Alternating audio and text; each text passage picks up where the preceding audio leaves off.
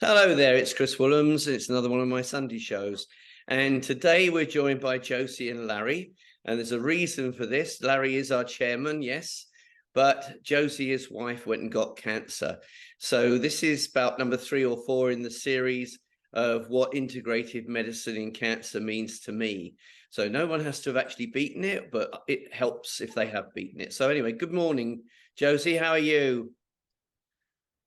I'm very well, Chris. Lovely to see you. Lovely to see you too. Josie and Larry obviously are friends of mine anyway, but what cancer did you have? Did you have, darling? Tell the world what you had. I had I had kidney cancer, Yeah. and it started.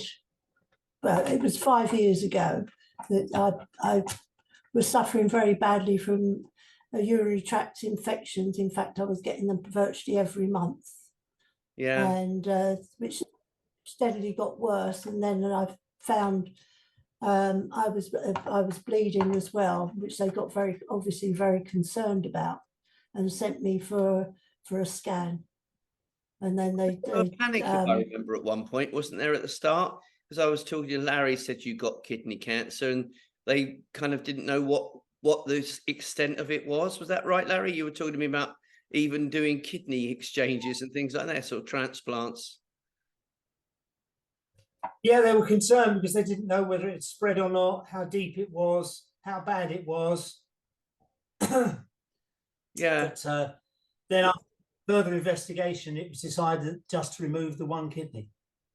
Did they actually tell you? I mean, what did they say to you about survival and all this thing? What did they actually put into your head about, what is you're going to beat this? Are you going to get 18 months? What? Because I've got a number of kidney cancer patients and they're told all sorts of things.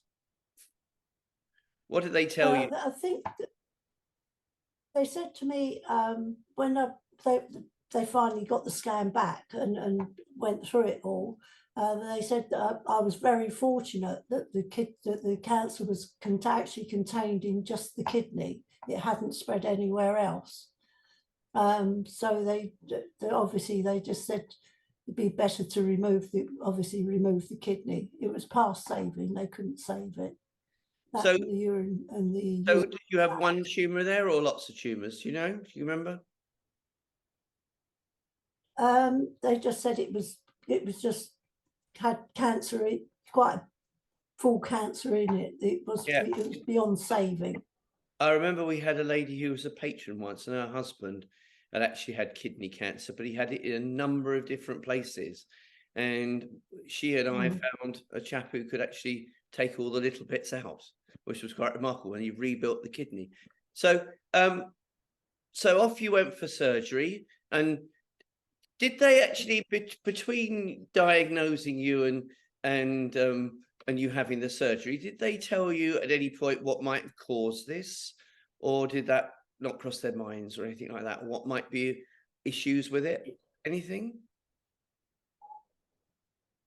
No, they didn't. It was all rather, oh well, we found it, so we'll give you we'll remove it, and then it was like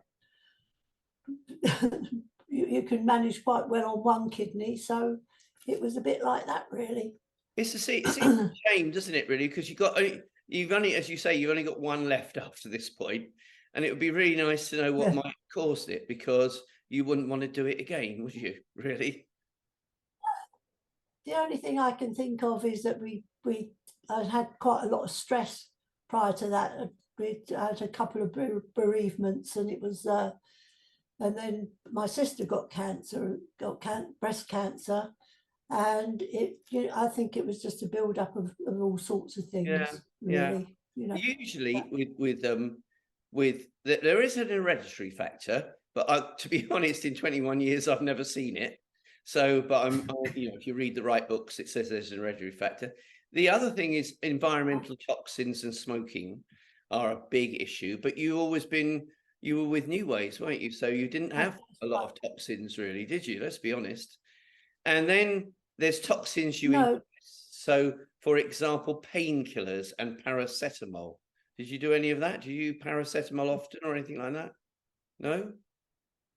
not dramatically, but I was on an awful lot of antibiotics, which I think lowered my immune system. I mean, as I said, I was prior to having the operation, I had UDIs virtually constantly, and they just kept giving me more and more antibiotics, which I think probably didn't help. Did they ever tell you what might have caused the UTIs? Did they ever? No, No.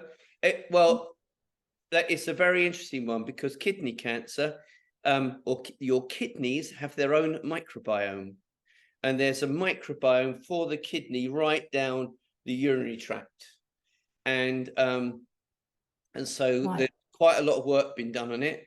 And we know, for example, in that microbiome, there can be a very high presence of E. coli, and there can be a very high presence around the area of yeasts. And E. coli is typically something that's concerned with UTIs. So I would think it's more likely to be something like that. Lots of antibiotics ruin the microbiome in the kidney.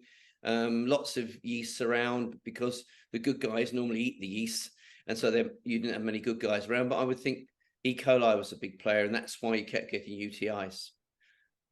Someone worked out. I don't know how they did this or who did it, but they worked out that when you've got 90 trillion gut bacteria, and when E. coli becomes 1 trillion, you get a UTI.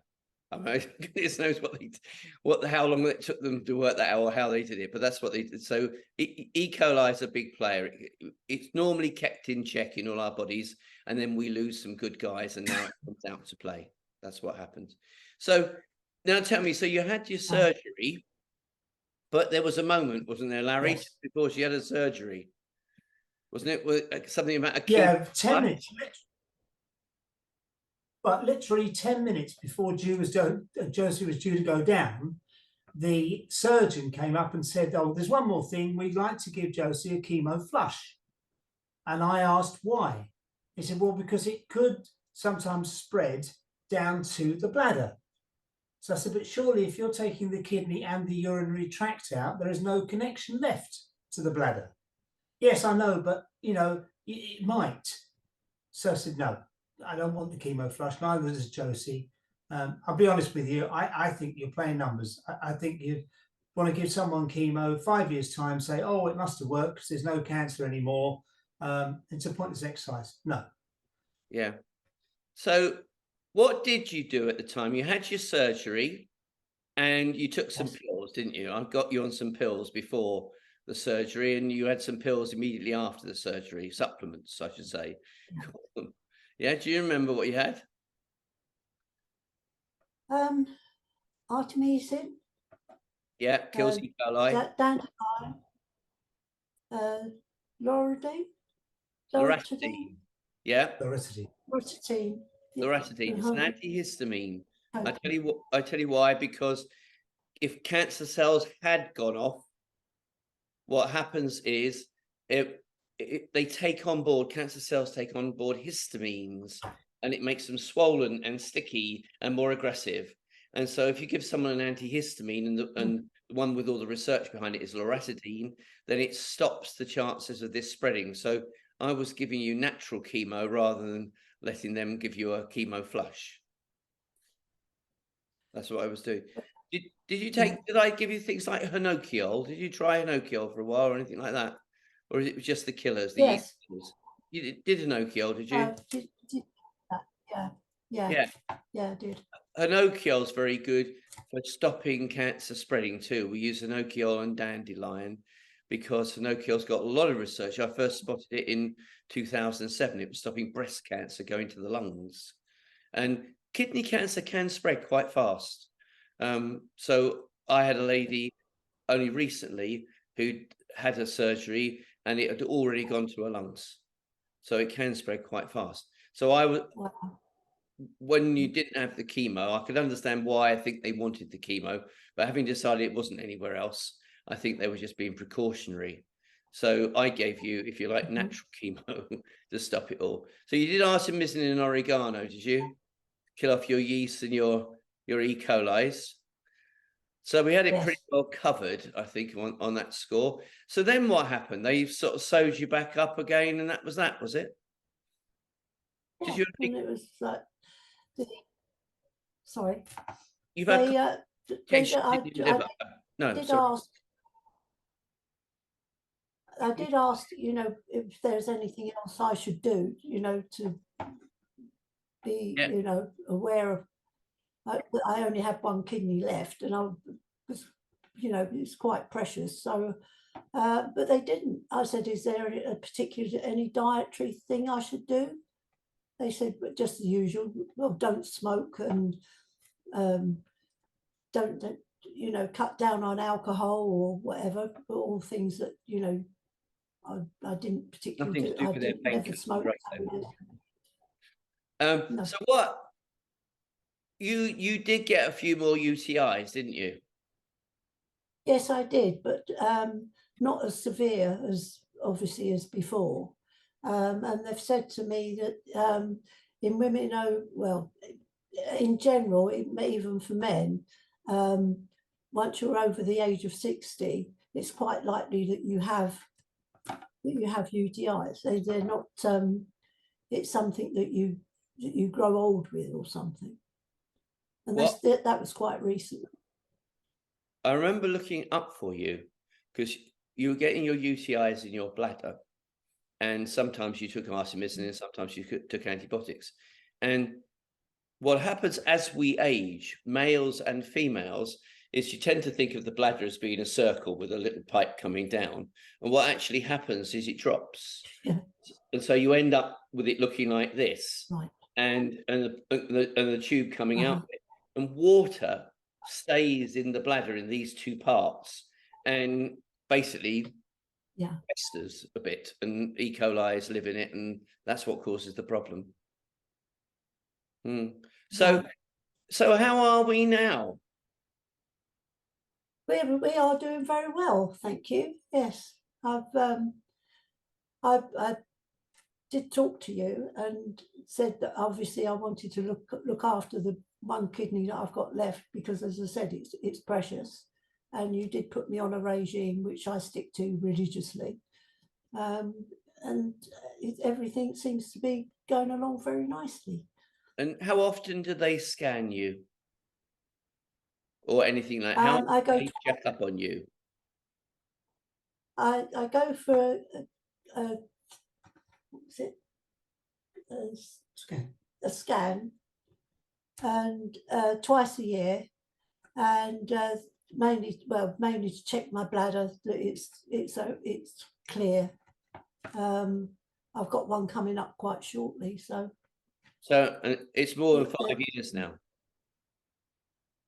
Sorry? It's more than 5 years now since you had the diagnosis. So they'll think it's a success. They'll think they did their job. They'll be very pleased with you. They'll be very pleased with you. I hope so. Yeah. So they, really, I mean, you've come off all the Ratidines and the Hinokios and so on. So you're just on a little program now where I try to get you to 100 without any problems. That's what happens. People supplements and just give them a protocol of going forward. Yeah. But it's to me, it makes sense that okay, the cancer treatments have got their place, but I think the cancer treatments could work an awful lot better if the medical side of it understood the complementary side of it, that makes their job easier because it makes their drugs work better. Yeah, I mean, we can make surgery work better, we can make drugs work better, we can make radiotherapy work better, and we can reduce the side effects. But I think the key point is you have actually changed your lifestyle a bit, haven't you? You go out. I've seen you go out with Rosie twice a day. So you walk the dog a lot and things like that, don't you?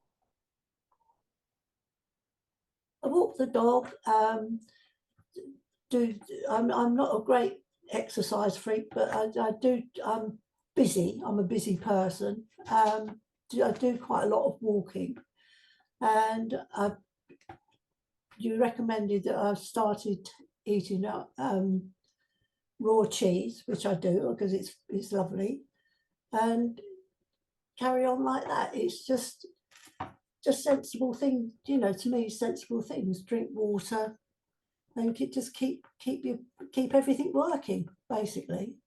I take probiotics as well, a good probiotic as well. And I think it doesn't seem a lot, but it is a lot, because it does keep everything moving and keeps you well. Yeah. And I mean, I should explain the raw cheese to people, because when someone's had antibiotics, people don't realize how low their microbiome is. And so it can take a 70% hit, and people don't realize, they think it's like taking a 10% or 20% hit. So if you have antibiotics like you would have had for the surgery and for the UTIs, you would have had a massive hit to your microbiome. And so we give you probiotics, and sometimes we give people apple cider vinegar, but that's what the raw cheese is all about. And frankly, anybody like you, me too, you know, over the age of 70, we should always eat a bit of raw cheese and keep our lactobacillus and our bifidobacteria up, because that's what keeps us young. Funny enough, I've just been reading something about lactobacillus being prominent in 100-year-old Japanese people. So they've still got their lactobacillus, which is the bug you had when you were a baby. So eating raw cheese is really good for you. What do you think now? Do you think this is gone? I'm quite happy it's all over. Yeah, I do, but by the same token, I still are aware, and and I think if you do get any glitches, if you get a symptom or whatever, is to get it sorted straight away. Don't think it'll go, it'll just go away like a lot of, you just think to yourself, oh, that'll be all right. It's to get things sorted as soon as possible. Okay, so that's your big tip for the listeners: get things sorted. I mean, it's certainly true about women. Men don't, with things like prostate cancer, they hold on for too long and things like this. So I think it's a wise thing to say. And do you feel that have you changed your life at all, or just made sensible changes? I mean, have you changed it in any way, do you think? Yes, I think, well, there were very small changes. I mean, I don't drink as much wine as I used to. No, I just typical British thing. What about keep calm and carry on, sort. What about painkillers and paracetamol? Have you decided never to go near those again? I very rarely take them anyway now. I'd have to have a really bad headache but touch wood, I don't seem to get headaches because everything seems to be working okay. The supplements and one thing and another. I don't think this is going to come back, Josie. I think it was contained. They were fearful, of course, that it might spread through the lymph and so on, and that's why they wanted to give you the flush. And we gave you a load of natural things that stopped it going anywhere. You learn anything, Larry, out of all this? Well, I have. I mean, we both take a lot of supplements. I had the heart problem. Josie had a kidney problem. We take a lot of good fish oils, CQ10, Coenzyme Q10, plus the probiotics, plus other things. And, we eat good, healthy food. Sorry? You take vitamin D now, both of you? Yes, definitely. Yeah, every day. Plus, we tend to eat non-processed food most of the time. It's always fresh cooked food. It's very much towards the Mediterranean diet as well. Of keeping the body going in a clean way. Important thing. Yeah. Okay. Anything else you want to say? I'm happy. I'm happy. I'm sure the listeners have got quite a bit out of this. Yeah. And I want to say thank you, because you made a world of difference to me.